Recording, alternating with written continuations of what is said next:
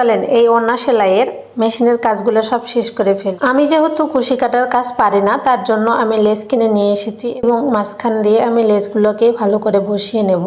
তার জন্য আমি প্রতিটা পার্ট আলাদা আলাদা করে সুন্দর করে মেজারমেন্ট করে নেওয়ার পরে পার্ট টু পার্ট সুন্দর করে লেসগুলোকে মাঝখানে বসিয়ে দিতেছি।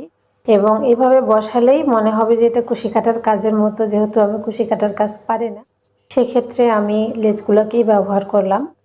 দেখতে পাচ্ছেন কত সুন্দর হচ্ছে। আপনারা যদি কখনো তৈরি করেন তাহলে এভাবেই লেসগুলোকে জয়েন দিতে পারেন। তারপর আমি চতুর সাইডে এই লেসটাকে ইউজ করতেছি, আর তারপরে অনেক সুন্দর লাগছে আমার কাছে। পার্সোনালি আমার কাছে অনেক ভালো লেগেছে ওড়নাটা। আমি যখন অনলাইনে প্রথম দেখেছিলাম তখনই মনে মনে ভেবেছিলাম যে এই ওড়নাটা আমি তৈরি করব। আজকের মতো হচ্ছে যে হাতের সেলাইয়ের কাজগুলো বাকি রাখলাম, বাকিটা আমি পরের পর্বে দিয়ে দিব। আর এই যে দেখেন ফাইনাল লুকটা কত সুন্দর লাগতেছে এটাকে দেখতে।